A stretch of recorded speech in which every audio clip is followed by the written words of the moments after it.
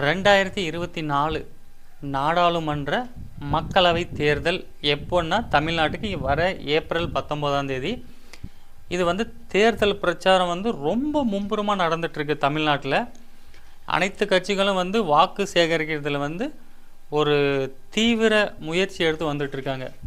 இதில் வந்து பார்த்திங்கன்னா 2 நாளைக்கு முன்னாடி திரு மோடி அவர்கள் வந்து வேலூர் மாநாட்டில் திமுக காங்கிரஸ் இந்த 2 கட்சியுமே வந்து கடுமையான குற்றச்சாட்டு வச்சு பேசியிருக்காரு. என்ன குற்றச்சாட்டுன்னா 2G அலைக்கற்றையில் வந்து ஊழல் செஞ்சுருக்கிற கட்சிகள் தான் வந்து திமுக காங்கிரஸ் அப்படின்னு வந்து சொல்லியிருக்காரு. பதிலடி கொடுக்கும் விதமாக வந்து திமுக காங்கிரஸ் கட்சி என்ன பண்ணியிருக்காங்கன்னா, பெரும் நகரங்களில் வந்து பார்த்திங்கன்னா மோடி அவரோட புகைப்படத்தோட ஒரு QR கோட் ஒன்று செட் பண்ணி அந்த QR கோடை நம்ம ஸ்கேன் பண்ணோம்னா அவர்கள் வந்து இந்தந்த ஊழல்கள் வந்து செஞ்சுருக்காங்க அப்படின்ட்டு வந்து ஒரு 7 குற்றச்சாட்டு வச்சுருக்காங்க. வெல்கம் பேக் டு தமிழ் குடிமகன். நான் உங்கள் RK.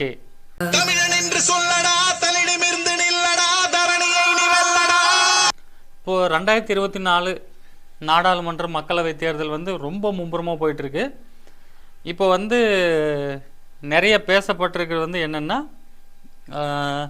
QR கோட் மோடிஜிக்கே டிஜிட்டலா அப்படின்ட்டு ஒரு டாக் இருந்துகிட்ருக்கு. ஏன்னா அங்கங்கே பஸ் ஸ்டாண்டு பொது இடத்துல பார்த்திங்கன்னா வந்து மோடி படம் போட்டு அதை ஃபோனில் QR கோட் ஸ்கேன்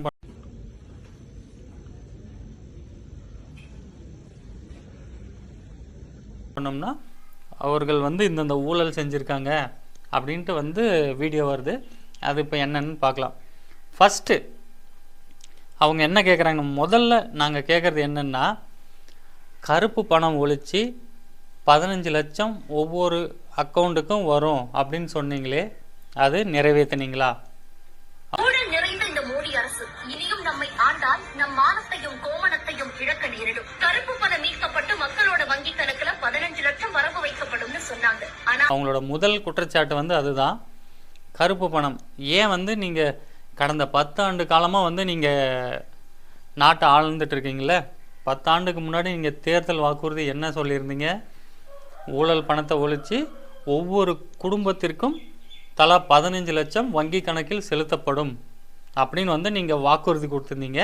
அதை வந்து நீங்கள் நிறைவேற்றினீங்களா? இது வந்து முதல் குற்றச்சாட்டு.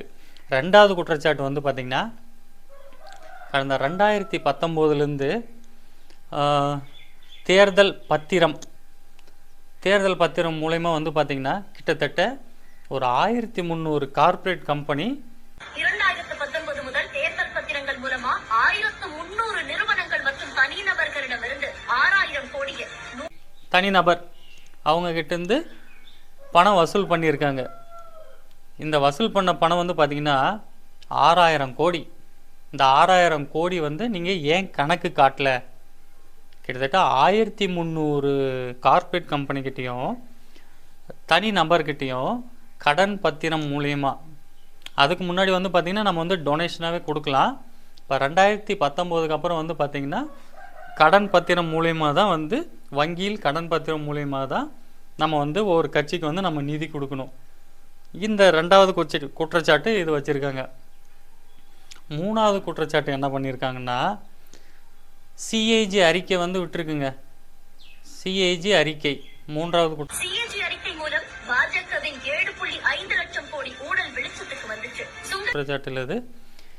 இதை வந்து CAG அறிக்கை வந்து என்ன விட்டுருக்காங்கன்னா, கிட்டத்தட்ட வந்து 7.5 லட்சம் கோடி வந்து ஊழல் பண்ணியிருக்காங்க. பாஜக கடந்த 10 ஆண்டுகளில் வந்து பார்த்திங்கன்னா 7.5 லட்சம் கோடி ஊழல் பண்ணியிருக்காங்கன்ட்டு CAG அறிக்கை சொல்லியிருக்கு. அடுத்து அவங்களோட குற்றச்சாட்டு வந்து என்னன்னா, சுங்கச்சாவடிகள்ல விதிமுறைகளை மீறி பயணிகளிடம் 132 கோடி ரூபாய் வசூல் பண்ணியிருக்காங்க.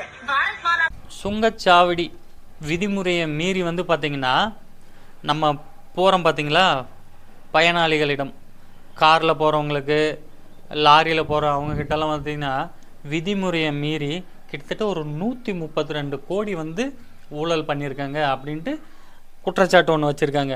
அடுத்த குற்றச்சாட்டு என்னன்னு பார்த்தீங்கன்னா, திட்டத்தின் செலவு செய்யப்பட்டதா கூறி 5,84,516 பாரத மாதா திட்டத்தின் கீழ் வந்து பார்த்திங்கன்னா கிட்டத்தட்ட 5,84,516 கோடி வந்து ஊழல் பண்ணியிருக்காங்க. எவ்வளோங்க?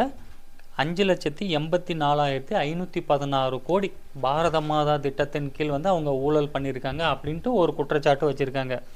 அடுத்த குற்றச்சாட்டு வந்து பார்த்திங்கன்னா விரைவு பாலம் கட்டுமான திட்டத்துல 1 கிலோமீட்டருக்கு 18 கோடி செலவே ஆகும் நிலையில 250 கோடி கூட துவாரகா விரைவு பாலம், அதுக்கு வந்து பார்த்திங்கன்னா 1 கிலோமீட்டர் பாலம் கட்டுறதுக்கு வந்து 18 கோடி தாங்க செலவாகும். நீங்கள் வந்து 250 கோடி சொல்லியிருக்கீங்க. இதில் வந்து நீங்கள் எத்தனை கோடி வந்து ஊழல் பண்ணியிருக்கீங்க அப்படின்ட்டு ஒரு குற்றச்சாட்டு வச்சுருக்காங்க. அடுத்தது வந்து பார்த்திங்கன்னா நீங்கள் வந்து செயல்படுறதே வந்து கார்ப்பரேட் கம்பெனிக்காக தான். நிறுவனங்கள் வங்கிகள்ல கடன் வாங்கிட்டு திருப்பி கட்டாம மொத்தமா 25 லட்சம் கோடி தள்ளுபடி செஞ்சிருக்காங்க அப்படின்ட்டு ஒரு குற்றச்சாட்டு வச்சுருக்காங்க. ஏன்னா கார்ப்பரேட்காரங்க வாங்கின கடன் பார்த்திங்கன்னா மல்லையா, அதானி அவங்களுடைய கடன் வந்து பார்த்திங்கன்னா கிட்டத்தட்ட 25 லட்சம் கோடி வந்து நீங்கள் வந்து தள்ளுபடி பண்ணியிருக்கீங்க.